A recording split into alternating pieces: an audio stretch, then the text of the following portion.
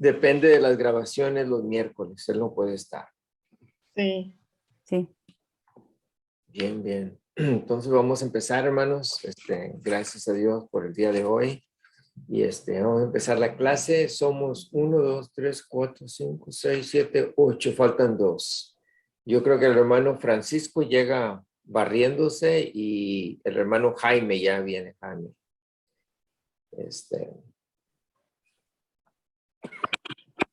Así que, bueno. ¿Hay alguna petición de oración que tengan ustedes? Hermano, yo les comento, la vez pasada les pedí si me ayudaban a orar por mis papás porque estaban enfermos, les confirmaron que es COVID Oh, sí. y parece que están bien, Ujú. van con el tratamiento, van avanzando bien, gracias a Dios. Bueno. Ellos se apellidan Escobar, ¿verdad, hermano? Escobar. Muy Sí. bien. El padre de nuestro hermano Tulio. Hermano, yo he tenido problemas estomacales muy severos. No sé si es la vejez o qué, pero sí he tenido constantemente problemas estomacales muy severos. ¿Y ha visto algún médico? No, porque ahorita los médicos se escudan en que el COVID y todo eso, Ajá. entonces es muy difícil ver a un médico. No sé, Pero, a menos que lo conozcan. sí, entonces Ok. estoy viendo esa posibilidad todavía. Bueno, estaremos orando por ello, hermana. Sí, gracias. Un colega fue a la reunión anual de la Convención de Brasil y yo creo que ya llevaba el COVID desde aquí. Estaba infectado porque su esposa también está infectada, hay una hija y una nuera. Pero llegando allá, como al segundo día, le empezó la fiebre y se puso muy enfermo. Ayer me llamó y estaba muy malo. Hoy amaneció mejor. Se llama Noé Treviño. Para que oren por él. Él está allá, no va a poder regresar. El vuelo debería de haber llegado el lunes por la mañana, pero por esta situación, pues no. Le van a hacer otra prueba el próximo, este domingo y a ver cómo sale. Le dije, mira, depende en qué hotel te estés quedando. Si depende mucho del turismo, a lo mejor te dicen que estás positivo todavía para que sigas ahí consumiendo. Así que pide alguna referencia de algún laboratorio para que te lo hagan directamente con el laboratorio. Así que Noé Treviño se llama. Mi suegro, interesante tipo, tiene COVID y tiene pulmonía y se quebró su pie. Pero al hacerle radiografías y todo eso, mi esposa me dice que el doctor se queda asombrado que el pulmón está bien, no ha habido daño, así que pues gracias a Dios, él ya tiene como 88 años. Se llama Terry, como Tereso. Terry en inglés. ¿Hay alguna otra petición, hermanos? Sí, hermano, yo también les pido porque puedan ayudarme a orar por mis abuelitos. De hecho, vine nuevamente para Puebla, aquí a dejar a mi abuelo que vino a una cita médica, entonces estoy por acá y pues que Dios les ayude en su salud de ambos. Ella se llama Eloísa y él se llama Luciano. Luciano, ok. Yo Gracias. tengo un tío también que hoy salió positivo a COVID. Se llama Jorge Correa. Jorge Correa. Junto con pues una prima, una hija de él, Georgina. ¿Viven ellos ahí en Monterrey? Aquí en Monterrey. Él es pastor también aquí en el municipio de Santa Catarina. Santa Catarina, muy bien.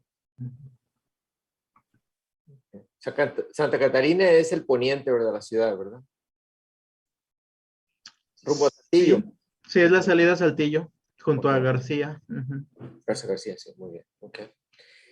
Bien, también oremos por Sergio, está delicado de salud, ¿ok? Muy bien, entonces vamos al Señor en oración. Ebenezer, ¿puedes guiarnos en oración? Por favor. Claro que sí, hermano. Adelante. Señor, te damos gracias por la oportunidad que tú nos das de poder conectarnos otra vez y tener esta clase.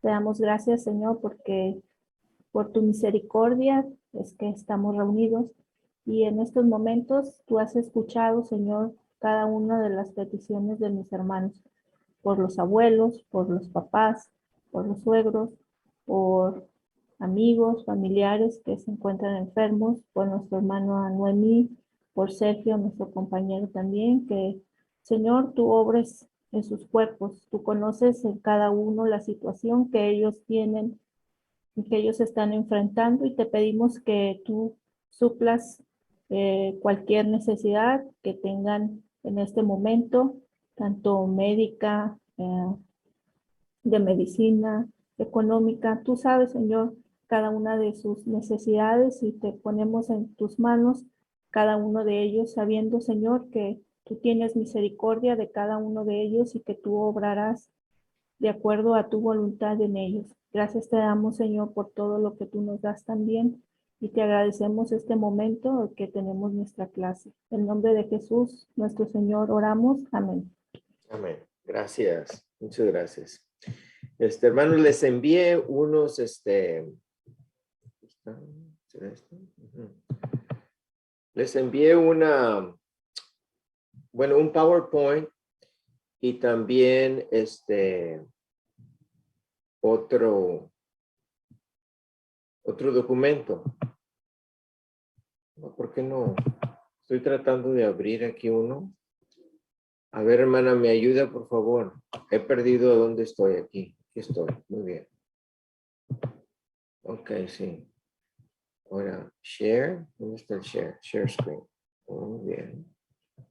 Primero. Les envié este documento. La ciudad y su cultura. Espero que haya sido el documento correcto. Sí, hermano, y ahí vienen las asignaturas. Todo Las eso. asignaturas. Entonces quería enfocarme en esto de las asignaturas, ¿ok? Bien. Para empezar, y si tienen alguna pregunta, va, se me desapareció. ¿Qué pasó? Yo nada más tengo una pregunta, hermano, en cuanto a la forma de la entrega. Sí, Creo que en la primera clase había dicho que... permítame, perdón, sí. deje esto. Ay, no, ¿qué estoy haciendo? A ver, hermana, me ayuda, no sé qué estoy haciendo mal aquí. Share, aquí voy acá abajo. Aquí está. Ah, está muy bien. Ahora sí. Este es en la evaluación académica, yo creo que es la segunda página o tercera. Ahora sí, hermano, Francisco, estaba diciendo algo. Hermano, nada más era en cuanto a la entrega de, por ejemplo, del reporte de los libros. No sé si se puede hacer a computadora o creo que había dicho usted que era a mano, nada más quería saber cómo era y para mandárselo. A ver, ¿cómo no entiendo bien? Sí, Pregunta. puso fecha ya para los primeros reportes de los libros que Sí, estamos leyendo. Ajá. Entonces, ¿estos cómo se van a entregar? ¿Se pueden entregar en computadora para usted o cómo es la forma para entregarlos? Sí, bueno, vía email, como una Ok, perfecto. adjunto. ¿Cómo se dice eso? Perfecto. Sí, adjunto, sí, exacto, así es. Ok, muy bien, muy bien. Entonces, Ok, el gracias. primer, a ver, ¿dónde está? Sí, la primera asignatura es el reporte escrito y presentación de uno de los temas del libro llamado A Seguir a Jesús hoy. Bueno, este es no nada más uno de los temas, sino un reporte de todo el libro, ¿ok? Es el día 3 de febrero. Ese es el primer reporte, primera asignatura, ¿ok? Y luego sigue el reporte escrito del libro Caminos Olvidados. Aquí sí toman algunos temas que ustedes quieren desarrollar. No tiene que ser sobre todo el libro, pero sí sean varios temas que ustedes desarrollen, que sean nuevos para ustedes o que sean desafiantes, de Caminos Olvidados. Este sería el 11 de febrero. Ok. Y luego sigue un reporte escrito de una de las partes de la anatomía de la ciudad. Vamos a ver esto, empezar hoy, este tema, y sería el 18 de febrero. Y luego el proyecto final es el 28 de febrero. Okay. Todo va a ser vía email y y ustedes harán una presentación breve de ambos, a ver, ¿de cuáles? De los dos libros, ¿ok? Y luego la memorización de los versículos bíblicos, de 10 versículos bíblicos, sobre todas las referencias bíblicas que les he dado. Es cuestión de, tan pronto como ustedes estén listos, lo tomamos, hacemos un tiempo en la clase para empezar, y ustedes lo recitan, ¿ok? De memoria. Ok. La versión que ustedes gusten. Sí, pero ya todos ya están fechados, ya no hay problema. Ya no, lo único que no feché fue la memorización de los 10 versículos, porque eso lo podemos empezar desde ahora hasta el fin del curso, que sería la semana del 28 de febrero. Ok. ¿Okay? Muy bien. ¿Alguna otra pregunta? Si no es así, entonces voy a ir a esta parte de la...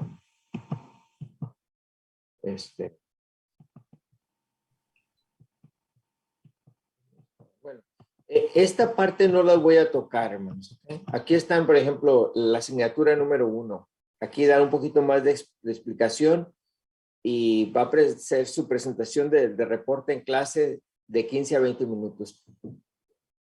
Si tiene preguntas respecto al reporte escrito y oral, envíenme un correo, ¿ok? Esta parte no la voy a presentar. Ustedes pueden leerla, pero no la voy a presentar, ¿ok? Lo único que sí voy a presentar es esto de aquí. ¿Okay? La iglesia primitiva proclamó el mensaje de buenas nuevas desde una posición minoritaria de no poder, ¿ok? No tenían poder. Y no desde el poder político, una postura de poder político. Esta iglesia caracterizada por el amor y el compañerismo de unidad, el concepto de comunidad, ¿ok? El compañerismo de unidad. El evangelio viajó de ciudad en ciudad. La iglesia primitiva penetró a través del servicio y el evangelio en las culturas de su mundo y los diferentes segmentos de la sociedad. Esto es importante que ustedes piensen sobre los diferentes segmentos de la sociedad, así como las culturas donde creció, se dio ahí el evangelio. ¿Okay? Dice, cada miembro de la iglesia servía como misionero y líder de acuerdo a sus dones y habilidades. ¿Okay? En el libro de Hechos es muy evidente, y a mí me gusta usar la iglesia de Éfeso. Es muy evidente cómo se escogía, cómo se preparaba, se formaban discípulos, se preparaba el liderazgo de la iglesia, y cómo eran llamados a servir como pastores, profetas, misioneros, evangelistas, maestros, qué sé yo. ¿Okay? No, por ejemplo, no voy a entrar en podríamos hacer este estudio, ¿ok? Pero no voy a entrar en detalle, nada más lo quiero usar como ejemplo, ¿ok? En el libro de Hechos se menciona, el apóstol Pablo estuvo en Éfeso varias veces. Y luego está la carta a los Efesios, donde sigue también ese modelo orgánico de desarrollo de discípulos y de liderazgo. Y luego llegan las cartas pastorales, Timoteo, primera y segunda de Timoteo. Y Pablo deja a Timoteo encargado de pastor para resolver cierta problemática que ahora la misma iglesia, la iglesia de Éfeso, enfrentaba. Y ahí es donde se da ciertas direcciones en cuanto al criterio para escoger diáconos, pastores, líderes de la iglesia. ¿Ok? La misma iglesia, ¿ok? La iglesia de Éfeso. Nunca se menciona ese criterios y características del líder en Hechos. Nunca se mencionan esas características, con la excepción de buen testimonio y que sea una persona espiritual lleno del Espíritu Santo. En Efesios, la misma iglesia. Pero ¿por qué se mencionan en las cartas pastorales a Timoteo? Es la misma iglesia, ¿ok? Diferentes modelos de liderazgo, de formar líderes. Es importante esto, ¿ok? ¿Por qué no se menciona ese criterio para escoger diáconos, pastores, obispos, qué sé yo? En Hechos ni en Efesios. Alguien. Eso no es una pregunta retórica, ¿ok? Alguien que quiera opinar.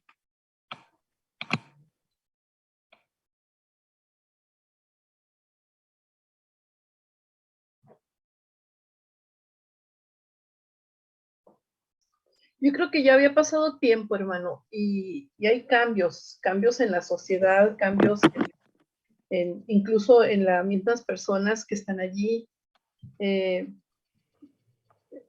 situaciones políticas, situaciones ambientales, situaciones económicas que se dan los cambios dentro de la iglesia. Okay. Yo creo que había influido, porque ya había pasado tiempo de que Jesucristo se fue, como iniciaron, hasta este tiempo.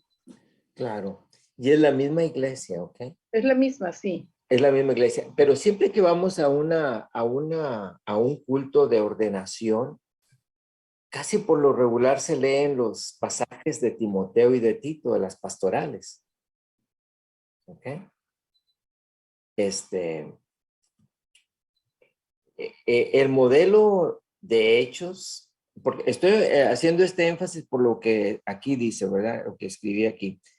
Cada miembro de la iglesia servía como misionero y líder de acuerdo a sus dones y habilidades. En Hechos, su llamado, y en Efesios. En Timoteo. Y es que también, perdón, hermano, Adelante. ahí menciona usted algo en la diapositiva que es hasta la fecha tenemos mucho que es la parte cultural. Exacto.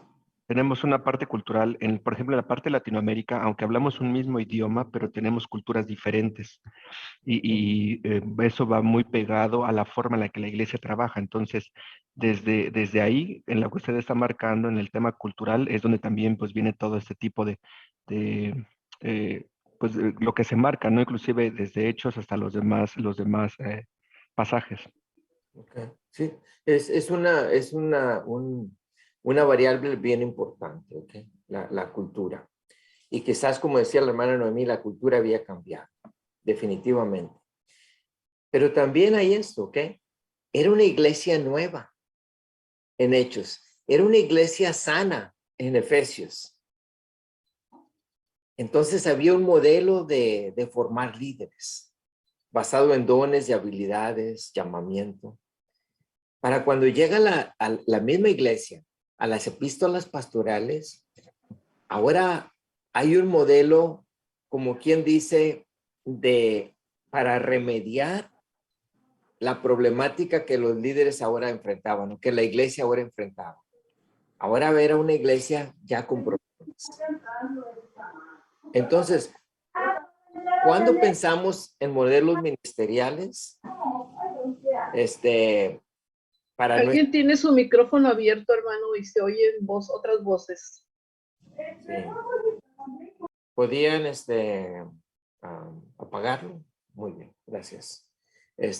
Entonces, cuando pensamos en modelos ministeriales para nuestro día, la iglesia, en la ciudad, en la cultura, es importante hacer un análisis de la iglesia y vamos a ir más adelante a ver algunos de estas, cómo hacer ese análisis de la iglesia, cómo hacer cambios en la iglesia, ¿ok? ¿Por qué?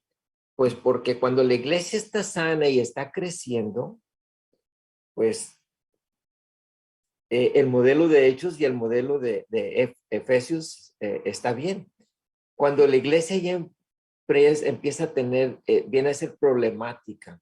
Entonces, el modelo de liderazgo, el modelo de ministerio debe de cambiar para corregir aquello. ¿Ok? Ese es nada más lo que quería ahí dejar. Muy bien.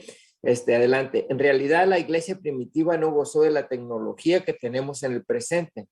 Sin embargo, tenía visión, tenía energía, tenía compasión por el perdido. Entonces, esto es importante, hermanos, que la iglesia caracterizada por el amor y el compañerismo de unidad, lo que es la coinonía, ¿ok? La comunidad. Algo que quisieran mencionar aquí o agregar. Yo, hermano, quisiera mencionar que cuando nosotros empezamos obras nuevas o iglesias nuevas, pareciera que estamos empezando la iglesia primitiva y luego con el tiempo, pues ahora sí que la organización en todo sentido, los planes, la evangelización, se vuelve algo progresivo de acuerdo a las necesidades. Y creo que este ha sido el modelo bíblico desde los inicios de la iglesia y se repite y repito yo cada vez que hay una obra nueva. Es progresivo el crecimiento y pues uno va buscando la conveniencia también de adaptar y suplir necesidades de acuerdo a lo que Dios nos da y a la experiencia que nos va dando también en la vida. Entonces es progresivo, yo creo. Muy bien. Entonces son diferentes modelos, ¿ok? Uno es más orgánico en hechos, sano, el liderazgo en Efesios.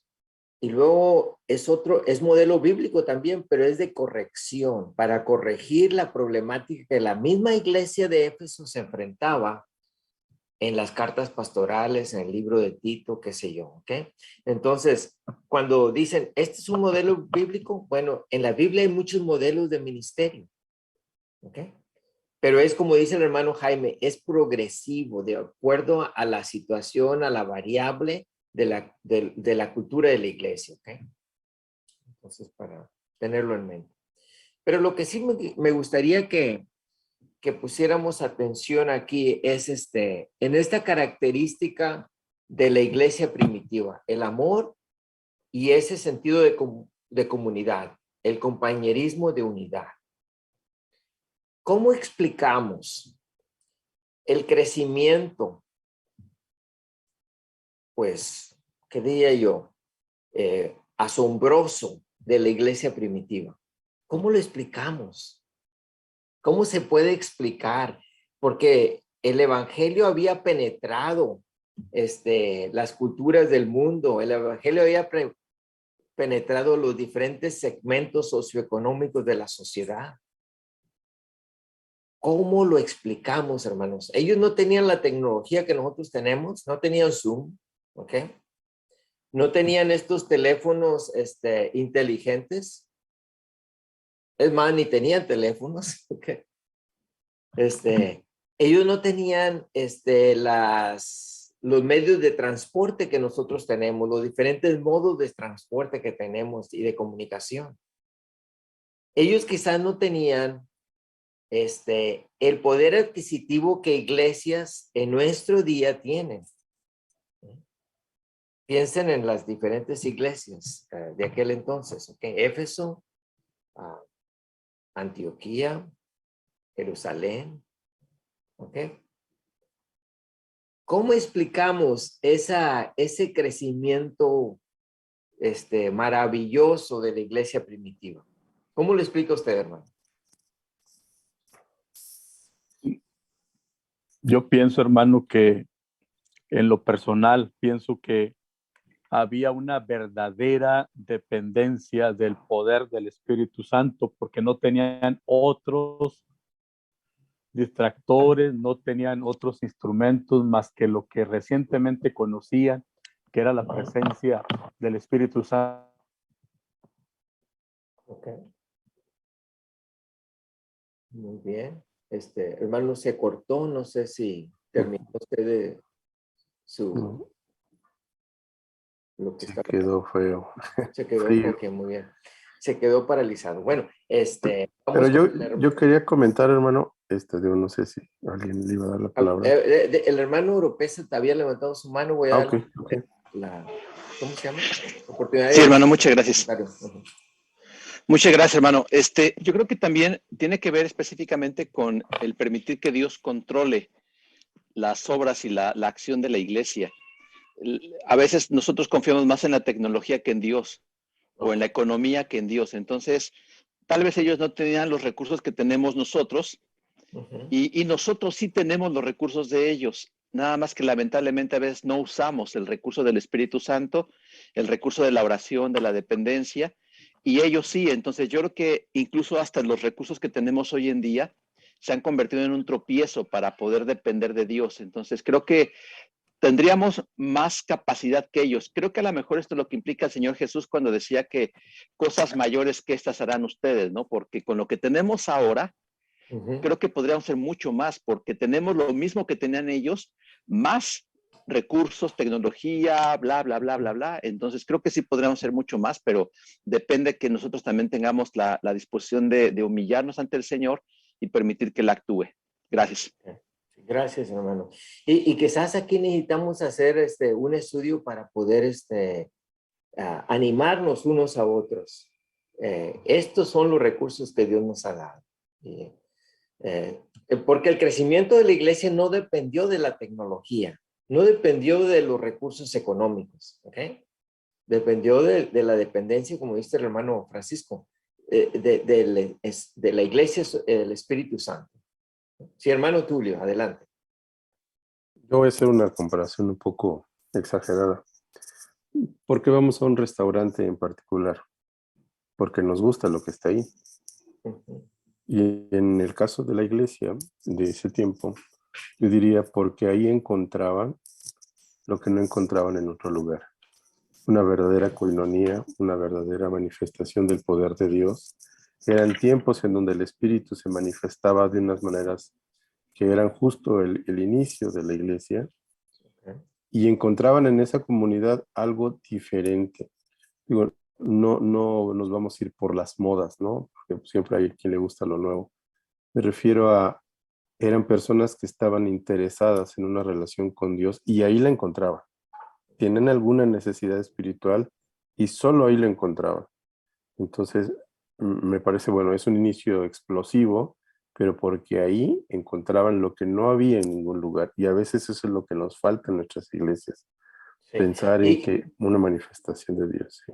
Ok, y yo creo, como decía el hermano Francisco, se nos olvida que esa parte espiritual es un atractivo al mundo no creyente, ¿ok? De esa comunión en el espíritu, de esa comunión entre el pueblo de Dios. Sí. De esa unidad en el hogar. A Jaime, te paralizamos o te paralizaste, la tecnología te paralizó. Así que termina tu comentario. Sí, hombre, me sacó aquí mi internet que falla un poquito hoy. Okay. Estaba yo comentando, ¿verdad? Que la iglesia primitiva tenía una verdadera dependencia del Espíritu Santo. Ellos dependían para todo, no tenían otros recursos más que eso, y es lo que conocían, y dependían en serio del Espíritu Santo. Además tenían valor, tenían fe, eran arrojados, tenían un verdadero compromiso, y también su predicación era una predicación con un pensamiento de urgencia, porque consideraban que la venida del Señor estaba cerca y había que predicar el evangelio. Pero pienso que además tenían sencillez. Ellos no estaban pensando en método ni en hacer tan rebuscado el mensaje, eran directos con su mensaje. Entonces, pues tenían otras cualidades que nosotros, como decía Francisco, las tenemos, pero las hemos dejado de lado y no nos hemos dejado usar por el Espíritu Santo. De hecho, de ahí viene el título del libro, Caminos Olvidados, ¿ok? Muy bien, sí, Ebenezer, qué bien que has levantado la mano, nos gustaría escucharte. Sí, hermano, yo estoy de acuerdo con todo lo que han dicho, y algo también que quisiera agregar es que ahí en Hechos, que dice que alababan a Dios, y luego dice, y todo, y que tenían favor con todo el pueblo. Entonces, el pueblo, la comunidad, los reconocía por precisamente todo lo que ya manejaron, pero también la misma iglesia, si hablamos de nuestra materia, impactó a la comunidad. Entonces, no solamente si bien compartían el pan entre ellos, se reunían entre ellos, pero ellos también lo hacían con los demás. Entonces, hay un impacto en la sociedad y la gente, entonces, ya como bien dijeron, ¿verdad? ¿Por qué iban? Porque les gustaba, porque era algo nuevo, porque realmente sentían que era genuino lo que había ahí, pero era ese impacto, ese trabajo que hacían entre ellos y también para los de afuera. Entonces, nos motiva, ¿no? A que, sí, como decían, hay que depender más de los recursos que ya Dios nos ha dado, como los dones, como su presencia todos los días, pero también tener el favor hacia los de afuera, acercarnos ahí. Muy bien, gracias. Muchas gracias, Ebenezer. Entonces, hermanos, una palabra que es Ebenezer, ¿ok? Y es lo que la iglesia está haciendo hoy. ¿Cómo está impactando a la comunidad donde vive? Es parte de la comunidad, está creando más comunidad, está atrayendo, es un atractivo, o nada más es para nosotros. Porque si nada más es para nosotros, entonces nosotros somos los consumidores nada más. No estamos haciendo un impacto de transformación en el lugar donde Dios nos ha puesto. Quiero resaltar algunas cosas aquí que tienen que ver con el concepto de comunidad, ¿ok? El concepto de comunidad, de ese compañerismo de unidad, es parte de la naturaleza de Dios. Dios es un Dios trinitario, Padre, Hijo y Espíritu Santo. Hay unidad, ¿ok? Hay unidad ahí. En la oración de Juan 10, el Señor Jesucristo ora de esta manera. Los versículos del 20 en adelante dice: mas no ruego solamente por estos, sino también por los que han de creer en mí por la palabra de ellos, para que todos sean uno, concepto de unidad, de comunidad, como tú, oh Padre, en mí y yo en ti, que también ellos sean uno en nosotros. La razón, hay un propósito para el que el mundo crea que tú me enviaste. La gloria que me diste, yo les he dado para que sean uno, así como nosotros somos uno. Dios es un Dios de unidad. Es parte de la naturaleza de Dios. Entonces, cuando pensamos en un grupo de personas, Dios nos ha creado para estar en comunidad. Primeramente en relación con Él, ¿ok? Y luego con los demás. Cristianos y no cristianos. Creyentes y no creyentes. Cuando pensamos en ese concepto de compañerismo, de unidad, de comunidad, ¿cómo se crea? ¿Cómo se da? ¿Cómo se crea ese ambiente para que haya comunidad? Que cualquier persona que venga va a decir: yo quiero esto que este grupo tiene. Este grupo de cristianos, de seguidores de Cristo. Yo deseo ser parte de ellos. ¿Ok? Dice que tenían favor con todo el pueblo. Entonces voy a darles algo bien sencillo. ¿Ok? No es nada que ustedes no sepan. ¿Ok? Pero ¿cuáles son aquellas variables, aquellos factores que contribuyen a la creación de un ambiente de comunidad, ¿ok? De compañerismo, de unidad? Pues unas son el tener buenas relaciones. Adán y Eva, la relación de ellos fue rota cuando la relación con Dios dejó de existir, cuando ellos desobedecieron a Dios, cuando no tuvieron una relación buena con Dios. Entonces nosotros tenemos que ejemplificar como iglesia lo que significa estar en relación con Dios. ¿Ok? ¿Qué significa? ¿cómo vamos a vivir nuestras vidas? ¿Cómo vamos a hacer iglesia que diga a la comunidad donde vivimos, tenemos una buena relación con Dios, una relación viva, una relación dinámica con Dios? Entonces, ese es el primer componente de la iglesia primitiva, de la iglesia, el compañerismo de unidad, ¿ok? El estar bien, en una buena relación, primeramente con Dios y luego ejemplificar esa relación con los demás, ¿ok?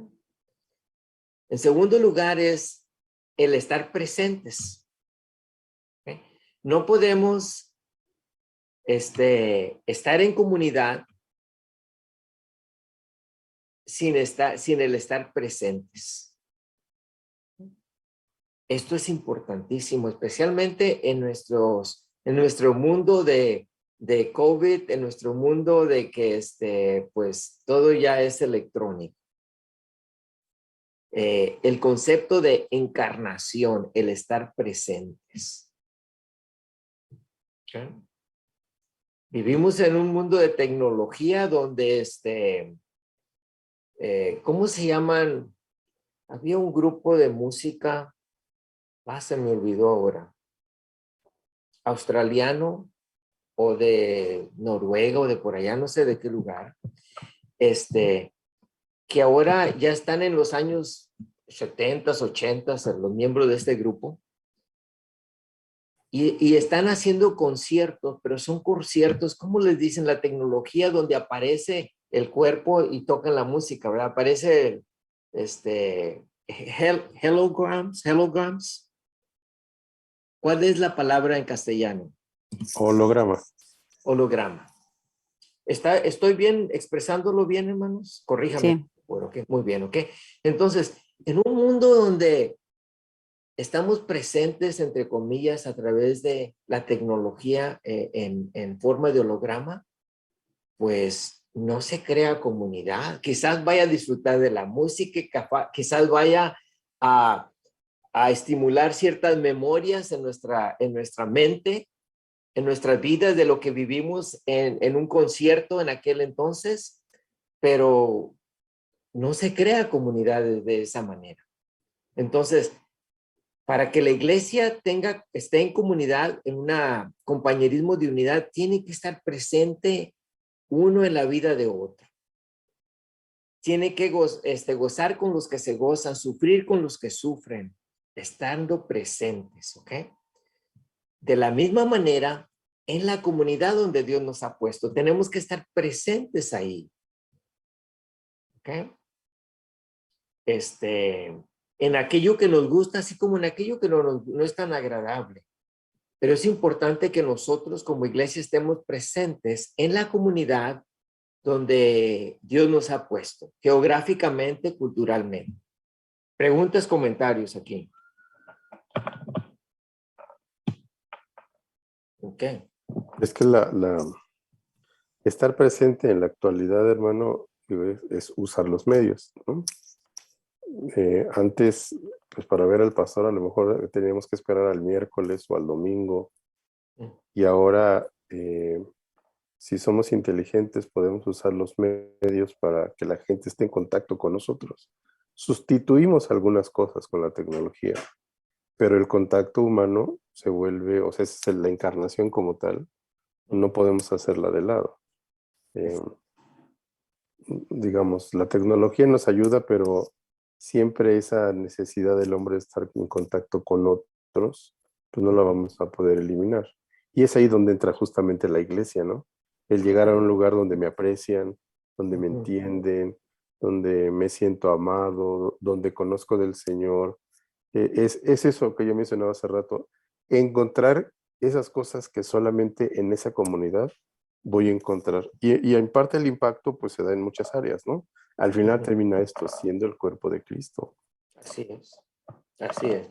Entonces, en esta época de COVID, ¿cuántas personas han experimentado lo que se conoce como una terrible soledad? ¿Cuántas personas han perdido seres queridos sin poder estar tomándole la mano? tocando su rostro, etcétera, etcétera, ¿verdad? Entonces nosotros como pueblo de Dios podemos hacer algo ahí. Empezar por ahí. ¿Sí, hermana Mimi? ¿Hermana Noemi?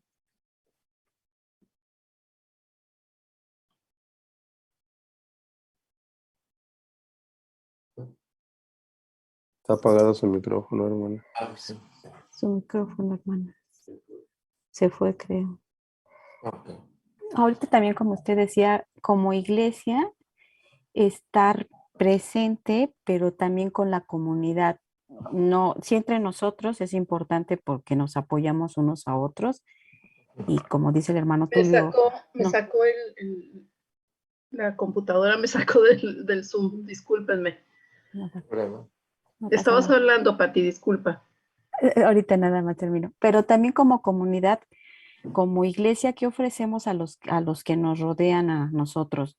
Esa parte, como dice usted, se sienten terriblemente solos. ¿Cuántos niños? Creo que hay unas estadísticas y no las recuerdo, pero ¿cuántos niños están huérfanos ahorita porque sus padres se murieron? ¿Cuántas viudas hay debido a que sus esposos se murieron? ¿Cuántos padres sin hijos y cuántos hijos sin padres? Y cosas así. Y entonces yo creo que es un momento oportuno para que nosotros estemos presentes justo con esa gente que está sufriendo, pero como iglesia aquí nosotros podemos dar, o sea, apoyarte en escucharte, ser un hombro, apoyarte en lo que necesites. A estos niños, no sé, escuela, regularización de materias, muchas cosas, ¿no? Que podemos estar apoyando y estar presentes y no solamente como dijeron la clase pasada, que saben que estamos allí porque los domingos nos formamos en doble fila, ¿no? Nos estacionamos y Sí. son el estorbo, somos el estorbo en lugar de ser la bendición, ¿no? Los domingos. Ok. Entonces, eso sería interesante tenemos, yo en el grupo de mujeres donde trabajamos les decía, ¿saben? Desde que empezó la pandemia decía, Dios nos está preparando porque va a haber, o hay mucho sufrimiento ya y tenemos 2 años de sufrimiento, ¿no? ¿Qué hemos hecho Ujú. estos 2 años de sufrimiento como iglesia, ¿no? Muy bien. Eso es lo que yo creo que tendríamos Ok. que estar asimilando. Gracias, hermana Noemí. Sí, hermano, yo estaba pensando en la libertad. Nuestra libertad ha sido coartada. Y Ok. entonces creo que podemos entender un poquito también a los presos. Ok. Nosotros no podemos salir con la libertad de antes, a la hora que yo quiera, ir a donde yo quiera y cosas de esas. Ujú. También Muy bien. estamos limitados en eso. Ujú. Ahora vemos a las personas y nos vemos así de lejos y así nos vemos. No me vayas a abrazar. Disculpa, no te puedo ni dar la mano. Y eso es terrible, hermano. Ya no podemos ni acercarnos a nuestros hijos, nuestra propia gente. Yo tengo un hijo en Brownsville y el otro en Monterrey. Para que entren a mi casa los tengo que rociar con el desinfectante. Y esas cosas lastiman, esas cosas van, como le decía, la palabra que yo uso es coartar nuestra libertad. Esa limitación que tenemos se resiente en la iglesia también.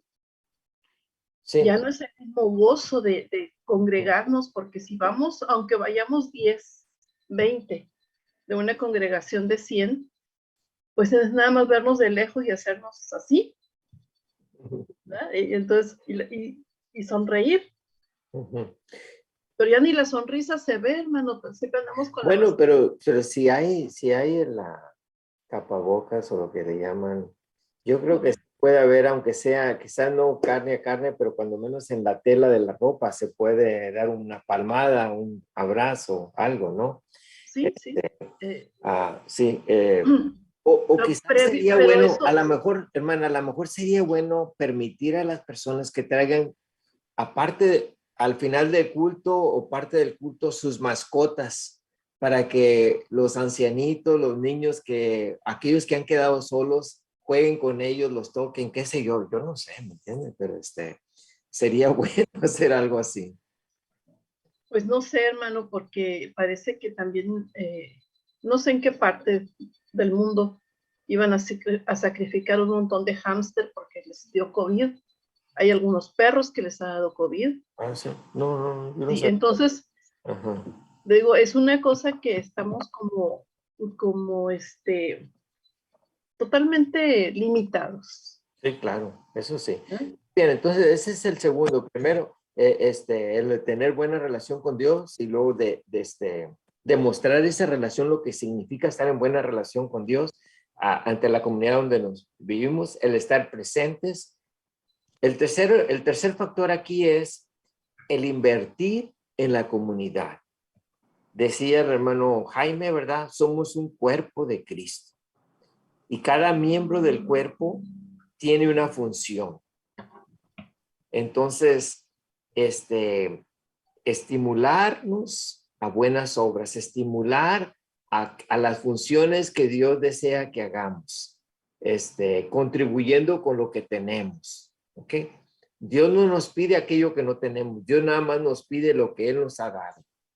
Entonces, que cada miembro de la comunidad, primero que cada miembro de la iglesia, del cuerpo de Cristo, contribuya con algo, incluyendo sus recursos económicos, ¿ok? El diezmo, ofrendas, ¿ok? Que cada miembro de la comunidad, en proyectos que hagamos en la comunidad, también contribuya con algo, quizás con trabajo, quizás voluntariado o otros recursos, ¿ok?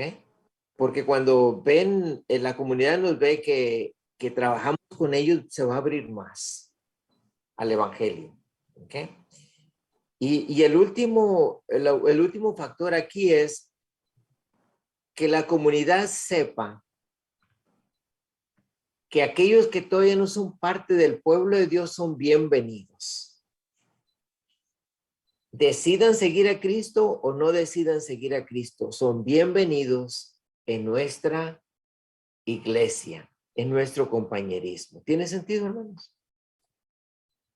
Porque muchas veces decimos, no, son bienvenidos, pero tienen que aceptar a Cristo. No, pues, esa es obra del Espíritu Santo, le vamos a presentar el evangelio. Pero aún si no aceptan a Cristo, son bienvenidos. Y esto es importante. Entonces son 4 factores aquí, ¿ok? El tener buena relación con Dios y ejemplificar aquello, demostrarlo ante otros, el estar presentes, el invertir, cada persona invirtiendo algo en la comunidad,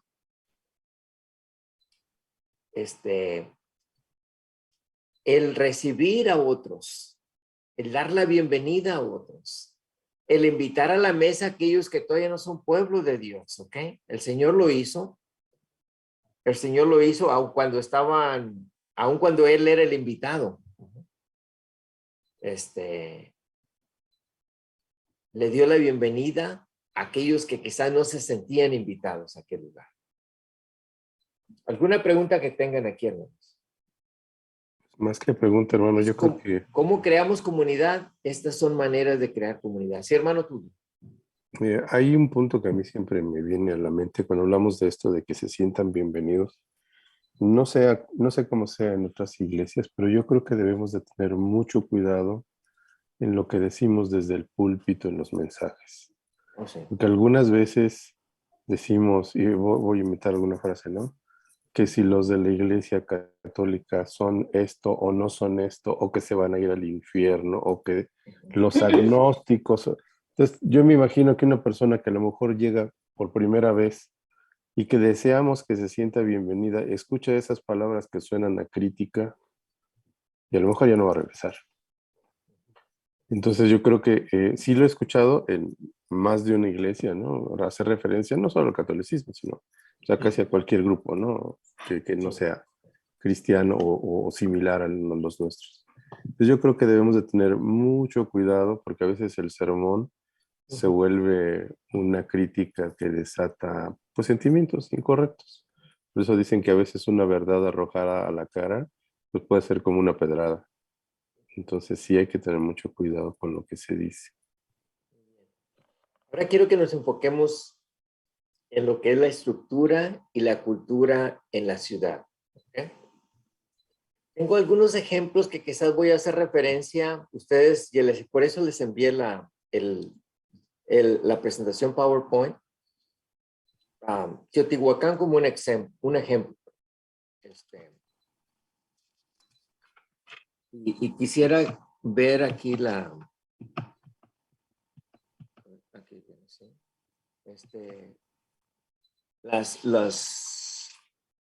épocas de cómo se da esta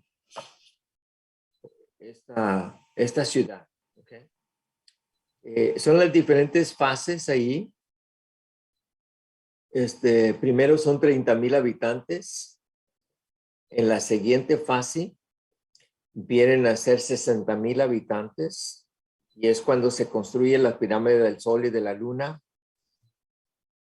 La tercera fase es Micaotil, con 85,000 habitantes. Se construye la calle de los muertos, la pirámide de la serpiente emplumada. La cuarta fase, hay una población de 90,000 habitantes. Hay planificación de la ciudad.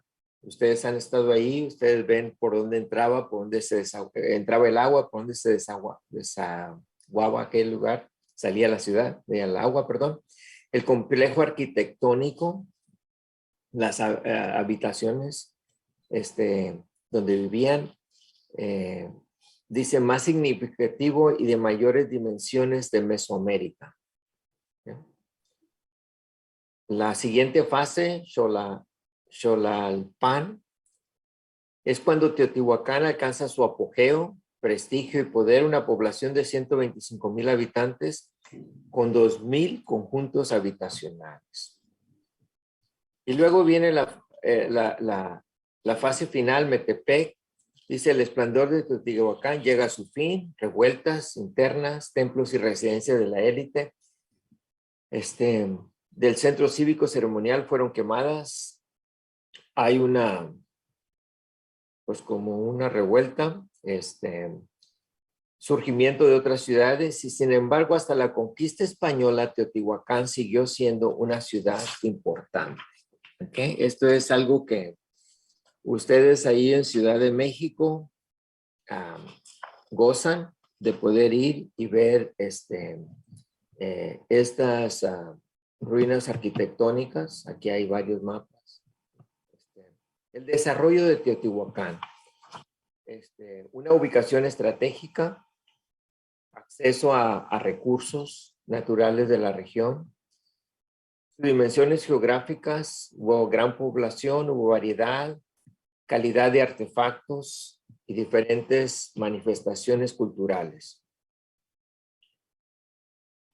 También algo que ayudó fue la producción de artículos básicos para el mantenimiento de la población. ¿Okay? Y luego también fue el destino de muchos de los productos de la ciudad, la producción de la cerámica anaranjado, sur de Puebla. Y luego dice Mesoamérica, influencia teotihuacana en lugares como Oaxaca de Occidente, Guatemala, a través de redes comerciales. Entonces, hubo un desarrollo, hubo ciertas características, ciertas cosas que ayudaron a ese desarrollo de esta ciudad de muchos siglos, ¿ok? Teotihuacán. Quizás a ustedes la hayan estudiado de más cerca y me gustaría escuchar algunas de sus opiniones o información que tengan.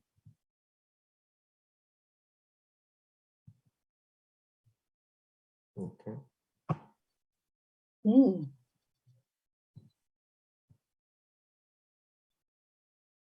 Bien. Ciudades modernas. Okay. Lo que tenemos ahora en nuestro día. Instituciones y organizaciones creadas en la ciudad. Instituciones y organizaciones que son importantes para la ciudad. Departamento de policías, bomberos, penitenciarías, centros de salud, museos, iglesias, etcétera. Todas estas instituciones y organizaciones son creadas como parte de la cultura para el funcionamiento y para gozar de una mejor vida en la ciudad. Esos nada son unos ejemplos, ¿ok? Sin embargo, en los titulares de los periódicos sabemos de problemas y necesidades en la ciudad, de crimen, la inseguridad, la economía, empleos o desempleos, la anonimidad que se vive en la ciudad, pero también el sentido de comunidad que hay en la ciudad. ¿Okay? Entonces es importante estar informados, aunque sea con ciertos limitantes, porque ahora sí que los periodistas es una profesión de mucho riesgo en nuestro día, ¿ok? Y sabemos esas situaciones, ¿ok? Centros de servicio, pues las diferentes agencias de gobierno, centro de educación, centro bancario, médico, comunicaciones, la industria, tecnología, cultura, modas, transportes, congregaciones, ¿ok? Etcétera. Esto es lo que encontramos en una ciudad. ¿Por qué se mudan la población a ciudades, de las áreas rurales o de una ciudad a otra ciudad? Por empleo, por educación, por cuestiones de salud, atención médica. Y también porque, bueno, me gusta este lugar, ¿verdad? Me gusta vivir aquí. Yo no sé, ¿verdad? Yo he vivido en lugares no muy agradables, pero hay lugares muy bonitos. Y y qué bueno por ello, ¿verdad? Ahora vamos entendiendo la estructura de la ciudad, la anatomía de la ciudad. Esta es a lo que me refiero como la anatomía, ¿ok? De la ciudad. Dice, transportes, calles y puentes son importantes para el transporte, metros, otros medios, pero también aquí entran, ¿verdad? Pues, banquetas para los peatones, ¿ok? Transportes de carga, trenes, aviones, camiones. Mercados, hay mercados populares, hay centros comerciales y hay centros de abastos, ¿ok? Cada uno de estos lugares, hermanos, de mercado, son un mundo para sí mismo. Si ustedes entran a uno de esos mercados, yo creo que ahí encuentran de todo. Ahí la gente vive, en muchos lugares ahí la gente vive, ¿verdad? Hay hoteles adentro de mercados, etcétera. La energía, la electricidad, gas natural y otros medios de los cuales dependemos para la energía, ¿ok? Comunicaciones, teléfono, radio, televisión, correo, internet, medios sociales, qué sé yo, ¿ok? La limpieza, el agua, el drenaje, la basura, el basurero, todas estas son parte de la anatomía de la ciudad, ¿ok? Por ejemplo, ¿cómo se procesa el agua? ¿Okay? ¿Cómo se limpia el agua? ¿Cómo se filtra el agua? Interesante. La vivienda. Vivienda popular, vivienda multihabitacionales, vivienda privada, diferentes colonias, lugares donde se vive. Y voy a enfocarme en una de ellas en un momento, ¿ok? Luego el sector salud, público, privado, seguro de salud. ¿Okay? Yo les he pedido que ustedes hagan un estudio de alguna parte de la estructura de la ciudad. Que hagan un estudio. Pensando en la iglesia. Pensando en la iglesia. Pueden ser parques, pueden ser áreas verdes, pueden ser las banquetas, ¿verdad?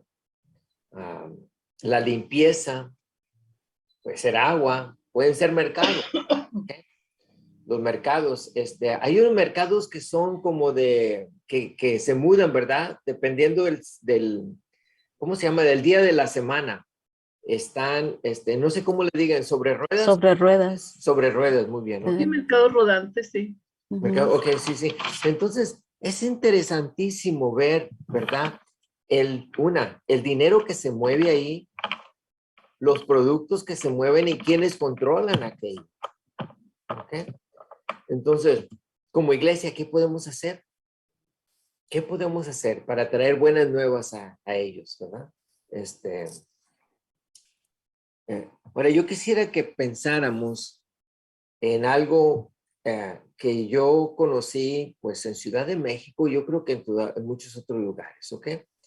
Y esto no lo tengo ahí, no es parte de la presentación, pero yo he leído sobre esto y he visitado algunos de estos lugares. Hay un arquitecto muy famoso en Ciudad de México de nombre, ¿cómo se llama este arquitecto? Ahorita les digo.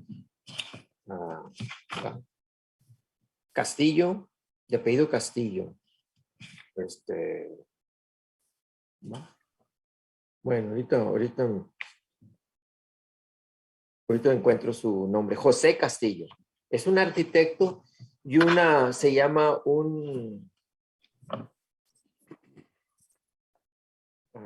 yo lo he estudiado, es una disciplina, no está dentro de arquitectura, pero está en lo que se conoce como planeación urbana y regional. ¿Ok? Planeación urbana y regional. Él es eso, ella ha hecho estudios de investigación. Él estudió ahí, no sé en qué universidad en México, pero también él estudió en la Universidad de Harvard, terminó sus estudios ahí, maestría y doctorado. También hay otra persona que hace esto mismo, ha estudiado y hace planeación en la ciudad de Monterrey, Nuevo León.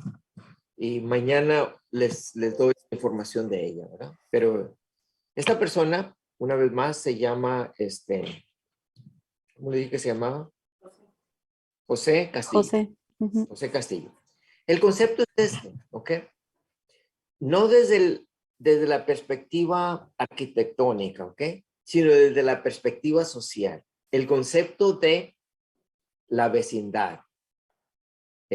La vecindad, o también les dicen, sí, vecindad, vecindarios. No sé cuál sería la forma más correcta, ¿ok? Pero parte de la historia, es que estas fueron casas de la aristocracia europea, española, que vinieron al Nuevo Mundo, que vinieron a la Nueva España, ¿ok? Y construyeron estas casas allá por el siglo XVI, XVII, y esas casas están en los centros de las ciudades, en Latinoamérica, especialmente en Ciudad de México. Esas casas vinieron cambiaron de dueños, ellos se fueron y vinieron a hacer las viviendas para la clase trabajadora. ¿Ok? La vecindad. Y hay cierta nostalgia con la imagen de esos vecindades, ¿ok? O vecindarios. El estilo de arquitectura era como del sur de España, andaluz. Tenían también ciertas características romanas. Y también había arquitectura islámica, pues después de todo los musulmanes estuvieron arriba de 700 años en España, ¿ok? Entonces dejaron bien marcada la cultura española con su arquitectura. Y esto se refleja en estas casas también, ¿ok? Son edificios de 2 a 5 pisos. Estas casas son edificios de 2 a 5 pisos en terrenos bastante angostos, como de 10 metros de ancho. Algunos, por supuesto, que más grandes, ¿ok? Pero estoy generalizando aquí. Los cuartos o las recámaras de estas casas son como de 3 metros cuadrados, con techos o cielos altos, ¿ok? Y este modelo de vivienda continuó hasta la última parte del siglo XVIII. ¿Okay? Para el siglo XIX es cuando empiezan a cambiar de dueño. con la época de la industrialización. ¿Ok? Y ahí donde se viene abajo, empiezan a mudar, perdón, de las zonas rurales a las ciudades, en este caso a la Ciudad de México, porque ya la agricultura no pagaba, no dejaba lo que antes dejaba, y la industrialización, pues, había más medios de trabajo ahí. Entonces, mucha de la población que vivía en pueblos y en áreas rurales se muda a la ciudad por razón de trabajo. Y muy pronto se tiene una escasez de vivienda en la Ciudad de México. Y estas casas se vuelven populares, ¿ok? Son casas grandes con patio interior, donde se rentaban los cuartos como dormitorios y compartían los baños, el patio de adentro, los baños, a veces hasta la cocina. ¿Okay? Se compartían los baños, el patio y a veces hasta la cocina. Surgen diferentes comunidades de vecinos, estas vecindades. ¿Okay? Los cuartos o apartamentos más deseados eran los del segundo o tercer piso. Abajo no querían vivir muchos porque pues había más ruido y más interrupciones. Y en el quinto piso pues tampoco querían vivir. Entonces, ¿quiénes vivían en el quinto piso de la clase trabajadora? Los más pobres. De ahí viene el concepto del quinto piso. Yo no sabía esto hasta que lo estudié con este arquitecto, ¿verdad? Yo no sabía, yo había oído, pero hasta que estudié esto con José Castillo, él explica el concepto del quinto piso, que a veces era asociado con las personas más pobres que vivían en aquella vecindad. Y así surge el concepto y la identidad de las vecindades, de los vecindarios, ¿ok? Hay todo tipo de leyendas urbanas, algunas ciertas y algunas no tan ciertas, ¿ok? Pero después se hace más popular esto a través del cine mexicano, especialmente en la época de oro, ¿así les dicen? Sí. Y en la televisión, ¿ok? Nosotros los pobres, Casa de Vecindad, El Rey del Barrio, El Quinto Patio, son películas.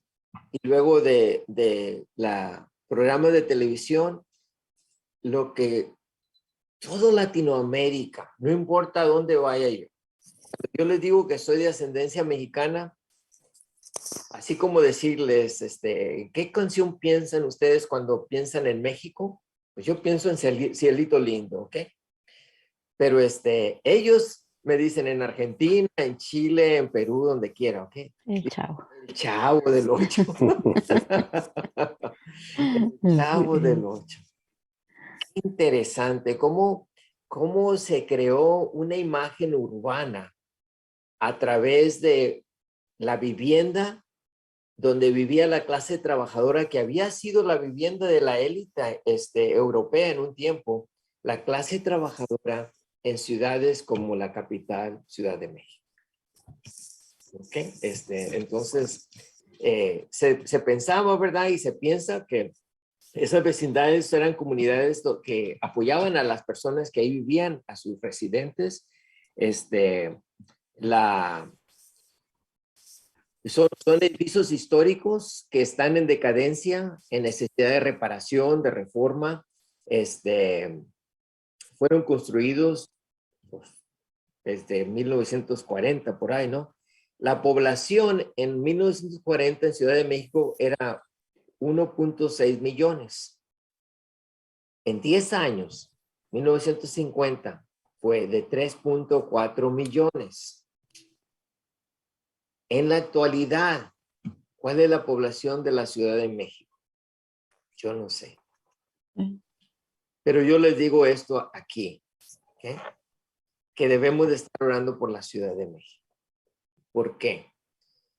Porque toda la población de Texas es igual a la población de una ciudad en la República Mexicana.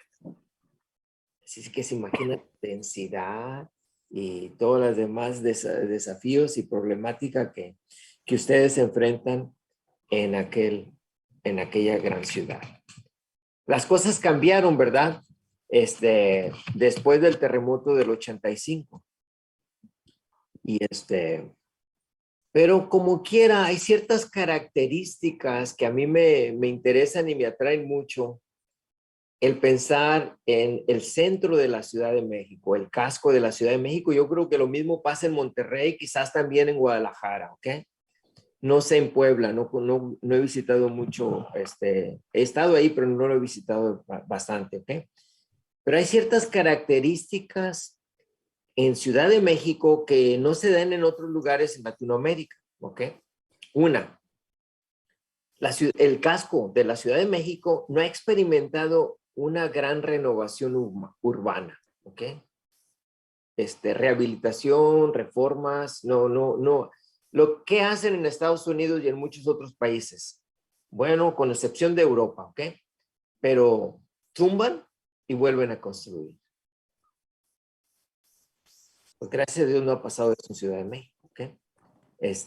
Ha habido cierta renovación, pero no al grado que vemos, por ejemplo, en ciudades como Nueva York, o quizás aún en Buenos Aires, Argentina, en Santiago, en Chile, ¿verdad? Otra cosa que es característica de la Ciudad de México es del casco y también de esas viviendas, vecindades, ¿ok? Es que muchos de sus residentes son de clase socioeconómico bajo. ¿Quiénes viven en los centros de la ciudad? En Latinoamérica, por ejemplo, en Lima, en Perú, en Nueva York, en San Francisco, en Barcelona, las personas ricas. Porque entre más te acercas al centro de la ciudad, el precio de bienes y raíces sube, se dispara. Entre más te alejas del centro de la ciudad, el precio baja. El costo de la propiedad baja. No es el caso en Ciudad de México. ¿Ok? Entonces, en Ciudad de México, por ejemplo, bueno, aquí en Dallas, ¿ok? Pero les voy a dar varios ejemplos. Nueva York, San Francisco, Los Ángeles, ¿ok? Las personas que trabajan en restaurantes, en hoteles, en servicios, ¿ok? Ellos no pueden vivir en la ciudad. Ellos se transportan a la ciudad porque las rentas en aquellas ciudades son demasiado caras. Son demasiado caras. ¿Ok? Porque la ciudad no ha tenido la planeación, quizás ahora sea algo diferente, pero estoy hablando en términos generales. La ciudad no ha tenido el tipo de planeación donde hace accesible la vivienda para personas de clase trabajadora. Ese es un problema que tenemos en Estados Unidos y en Europa también. ¿Okay? Entonces, la renovación o la reforma urbana en los centros de la ciudad, por ejemplo, en Ciudad de México, sí se está dando. Y están transformando edificios, por ejemplo, en la Condesa, se llama la Colonia Roma. Okay. Sí. Están transformando ciertos edificios en cafés, en mercados con restaurantes, ¿cómo se llama? Gourmets, de comida gourmet, boutiques, hoteles y casas para la clase media. Pero si no hay ciertas leyes en Ciudad de México, también les puede pasar lo mismo que nos está pasando en otras ciudades, donde las únicas personas que pueden vivir en el centro de la ciudad son personas que tienen bastante poder adquisitivo. Bueno, esas son algunas de las observaciones y visitas que yo he hecho cuando he estado en Ciudad de México y también que he estudiado a través de, por ejemplo, de este arquitecto. ¿Ok? ¿Cuántas vecindades había, por ejemplo, en un tiempo, hasta 480 vecindades en el centro de la ciudad. 480 vecindades donde se rentaban cuartos en esas casonas grandísimas que compartían patio, que compartían baños, que compartían quizás en ciertos casos la cocina. Bueno, yo quisiera, bueno, en el presente hay menos de 100, ¿ok? Yo quisiera que ustedes me dijeran, si estuviésemos nosotros viviendo como hijos de Dios, como miembros del cuerpo de Cristo, en una de esas casonas, de esas vecindades, ¿qué dinámicas habría ahí? ¿Cuáles serían las cosas buenas y las cosas quizá no tan agradables? Sí, hermano Francisco, adelante. Sí, hermano, mire, yo creo que no solamente las vecindades de antes, porque creo que a partir del terremoto del 85, varias de esas vecindades fueron se quedaron lastimadas, dañadas, y las transformaron. Pero creo que ahora el concepto se ha transformado en edificios multifamiliares. Okay, sí, por ejemplo, de los primeros que surgieron en la Ciudad de México fue el de Tlatelolco, que fue muy famoso por la arquitectura y estaban uno encima de otro y un mundo de gente en un pedacito muy chiquito de terreno. Pero ese tipo de prácticas se replicó e incluso el Infonavit, que es el instituto que proporcionaba vivienda para los trabajadores, hizo bastantes zonas de edificios, de casas. Y por ejemplo, yo viví mucho tiempo en el Rosario, que está en Azcapotzalco. El Rosario tiene como diferentes secciones, una para pues familias un poco más acomodadas, que eran casas solas de 2 pisos, otra pues para familias pues no tan acomodadas, casas solas, pero un solo piso, otros edificios donde tenían 6 familias por edificio y otros que eran conocidos como los palomares, que eran, no sé, como 20 familias en un edificio. Entonces, básicamente, el concepto de vecindad, como un solo edificio, se transformó en esos multifamiliares. Y entonces la dinámica no era tan familiar como se manejaba en las vecindades de la antigüedad, pero sí se daba una dinámica un tanto interesante. De hecho, es una buena oportunidad para predicar el evangelio. Porque, por ejemplo, ahí en el Rosario hacíamos algunas películas, poníamos un proyector todavía de esos de carrete de aquellas épocas, en una pared de un edificio grande, y juntábamos a toda la gente de la zona y eran multitudes. Entonces, realmente creo que es una buena oportunidad porque son lugares donde con poco esfuerzo se puede llegar a mucha gente. Entonces, creo que es una de las cosas que se podría aprovechar en ese sentido, ¿no? Ahora, pues ya, al no caber tanto en la ciudad, se ha ido más hacia las afueras, incluso ahorita, lugares ya muy cercanos a Querétaro, hacia Puebla, hacia diferentes lugares, ya la ciudad se ha ido extendiendo, pero esos lugares ahora, los multifamiliares, creo que son buenas oportunidades para predicar el evangelio. Gracias, hermano. Ok. Sí, yo me puse a imaginarme, ¿ok?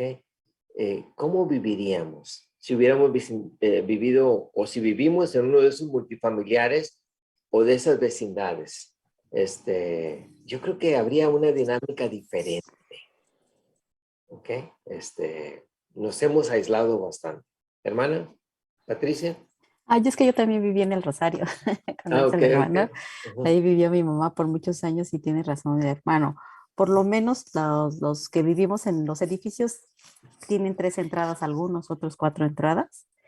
Y yo, en el que yo vivía, tenía 3 entradas, pero en mi entrada, pues éramos como muy unidos, o sea, si se hacían, pues empezábamos a lavar las escaleras y entre todos salíamos a lavarlas, o a regar el pasto, entre todos salíamos. O si yo hacía, mi mamá hacía alguna comida, se la compartía a alguien y ella también a su vez le compartía. Entonces creo que sí se llega a formar como una amistad y también, no sé si es una característica, muchos de los que adquieren un departamento así no lo venden inmediatamente, sino por nosotros, mis papás los adquirieron y hasta que todos nos fuimos casando. Entonces se crea una comunidad que a pesar de que ahorita ya somos grandes, los nietos, los hijos, todos se siguen conociendo. Y mi papá sí, como yo era más chica, pero mi papá sí predicaba el evangelio en todo el edificio y es más, se juntaba en una banquita con varias personas que se drogaban. Entonces él les predicó y ellos podían hacerle a otras personas algo, pero él decía, no, con él no, Don Fortis, hasta le daban, a él lo respetaban. Y sí les predicó el evangelio a varios y era como dice el hermano Oropesa, que es muy fácil en esa situación porque convivimos, alguien se enferma y todos corrían, o entre nosotros nos inyectábamos, entre nosotros guardábamos el refrigerador, no me sirve, te guardo tus cosas. Sí se vuelve una comunidad muy buena donde todos nos apoyamos hasta cierto modo, ¿no? Cuando ya, después ahorita el Rosario, la verdad, ya está muy peligroso. Ya es una zona muy peligrosa, pero inicialmente era muy bueno, sí. Pero se necesitan personas como su padre, hermano, ¿ok? Que estaba dispuesto a ir aún con aquella elementos de la multifamiliar ahí que quizás no eran tan amables. Quizás eran personas de riesgo. Pero entonces sí, hermanos, yo creo que tenemos que pensar, eso es nada más en una, ¿ok? Pensando en una parte de la estructura de la ciudad, la vivienda. ¿Cómo puede impactar la iglesia un multifamiliar? Pues si vivimos ahí, si donde vivamos, podemos hacer algo, ¿verdad? ¿Cómo podemos impactar, para usar la palabra que puso Benecer, ¿verdad? ¿Cómo podemos impactar algún parque? Alguna avenida, alguna calle, alguna estación del metro. ¿Cómo podemos impactar aquello? Pues yo creo que hay suficiente creatividad en la iglesia, entre el pueblo de Dios, para unirnos y hacer algo. ¿Okay? A eso me refiero, ¿verdad? Estudiar la estructura de la ciudad y decir, ¿cómo podemos nosotros estar presentes ahí? ¿Cómo podemos nosotros invertir ahí? ¿Cómo podemos ahí darle la bienvenida a alguien nuevo que no conoce al Señor? ¿Cómo podemos ahí demostrar lo que significa tener una buena relación con Dios? ¿Alguna pregunta, comentario que quieran hacer, hermanos?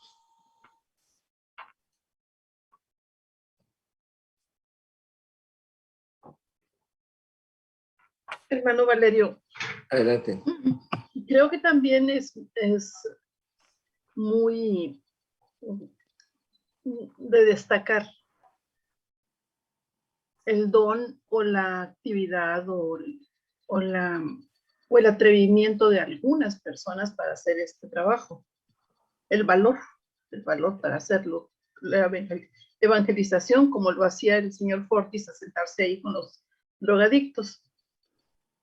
Porque yo estaba pensando en mi ciudad, allá yo soy súper norteña, ¿no? Yo soy de Sonora, viví un tiempo en Torreón y ahora pues aquí en Matamoros.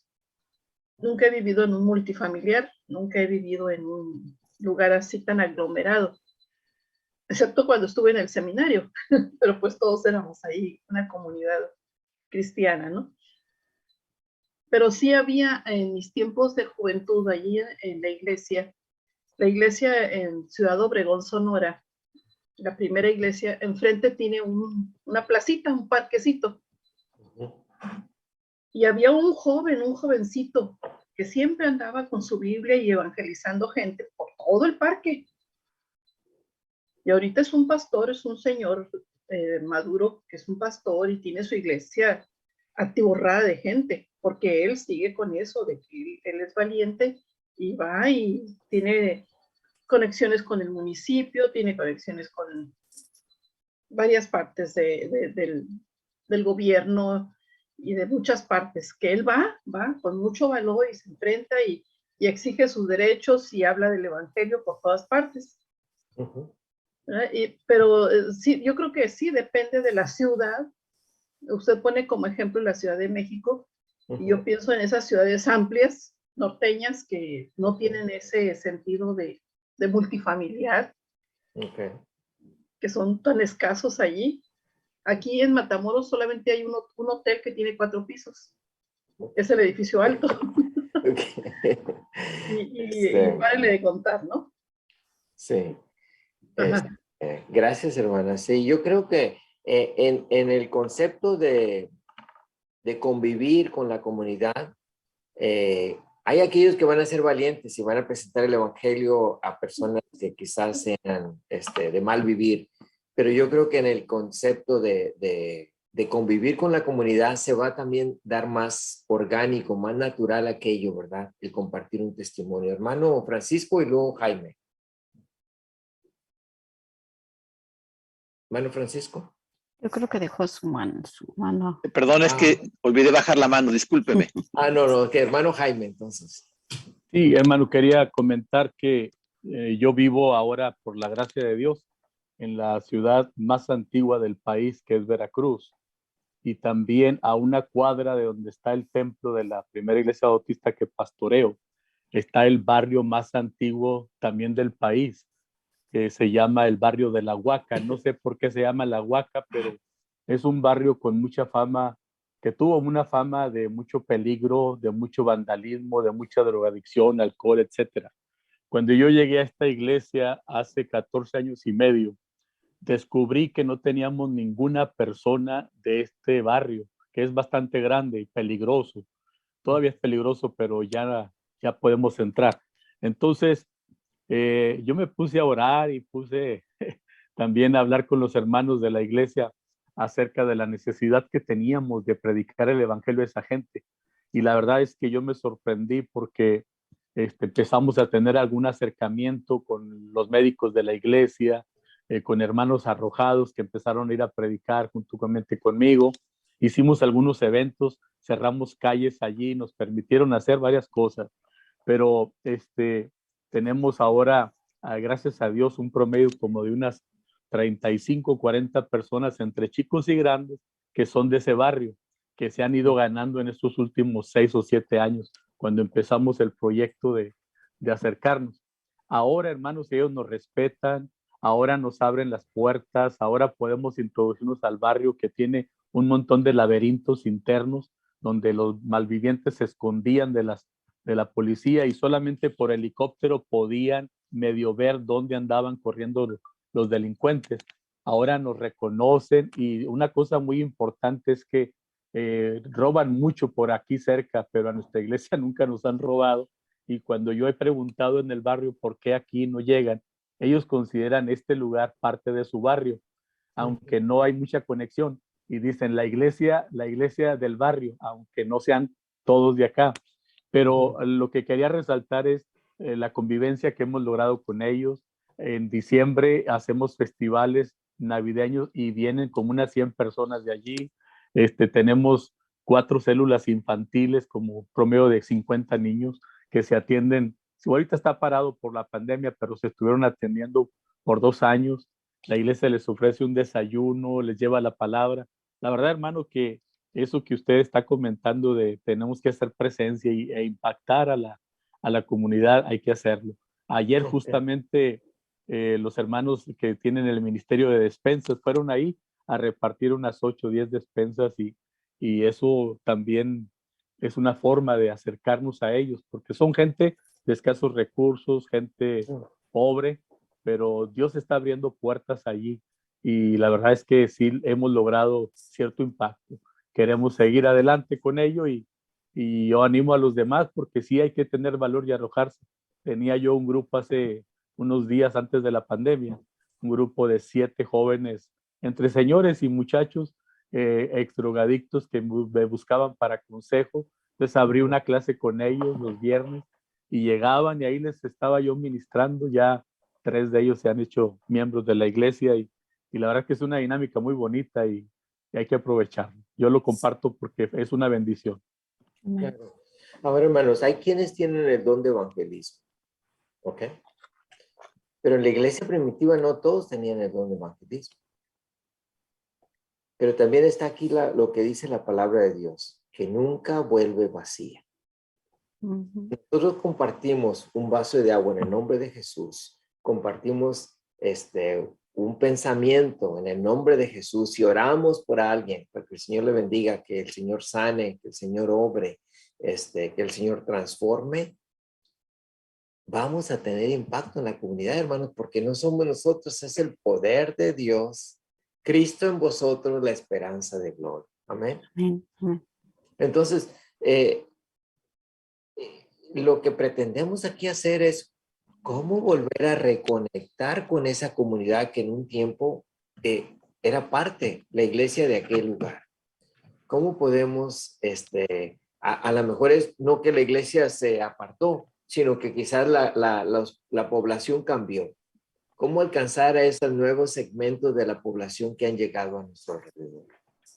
Entonces, de eso se trata esta clase, ¿verdad? ¿Cómo hacer discípulos en ese entorno? No dentro del templo o dentro de la iglesia, sino en ese entorno, en las casas, en los parques, en las escuelas, qué sé yo, en los restaurantes, en los cafés.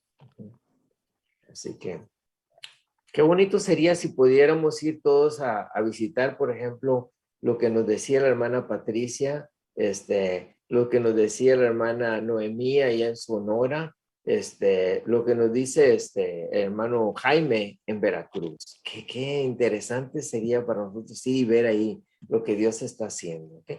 Porque es muy fácil ver los problemas. Vemos los problemas, vemos la basura, vemos qué sé yo. Pero una vez que nos ponemos los lentes de la fe, empezamos a ver lo que Dios está haciendo y lo que Él desea hacer en aquel lugar. Y esto es lo que nosotros tenemos que enfocarnos en eso. ¿Okay? Muy bien, ¿alguna pregunta antes de terminar, hermanos? O comentario que ustedes tengan. Hermano, me gustaría comentar que ciertamente lo de la pandemia y las distancias y todas esas cosas que mencionaba hace un rato la hermana Mimi, la verdad que es una realidad todo esto, pero también está sirviendo como un pretexto más para no hacer las cosas. Yo creo que por encima de todo nos tenemos que mover porque mire, el diablo está aprovechando re bien la pandemia para desarmarnos, desanimarnos y nosotros ni siquiera estamos planeando alguna estrategia ni alternativas para continuar con nuestra labor de evangelizar y de abrir obra donde Dios pueda. Entonces, yo sí les animo para que todos los que estamos aquí no veamos eso como un pretexto, sino como una oportunidad. A mí me gusta hacer deporte, hermanos, ¿ok? A mí me encanta hacer deporte. Entonces, hay muchas personas grandes, hay personas jóvenes que han estado encerradas y les encantaría salir con alguien aún a dar una vuelta, a caminar, ¿ok? O hacer yoga, o hacer pilates, o hacer algo. Entonces, organicemos, hablemos con los jóvenes, con aquellos que les gusta hacer ejercicio, el ejercicio físico, y vamos invitando a la comunidad a que participe con nosotros, ¿ok? Organizar actividades con el fin de conocerlos, con el fin de compartir el amor de Dios. Mano, quiero dar un comentario final, si me permite adelante. Todavía. Mire, estoy bien contento, hermano, porque justo ahorita estábamos elaborando hace un ratito 2 oficios, porque aquí en Veracruz acaba de iniciar la nueva presidenta municipal, sus labores, y me habló, yo ni siquiera esperaba ese contacto, pero me habló y me dijo que le hiciera 2 oficios donde solicitara yo una rampa para entrada de los hermanos con problemas de salud o que tienen necesidad de una silla de ruedas y que hay que entrar al templo porque no tenemos esa rampa. Y ella, la presidenta, nos la va a hacer.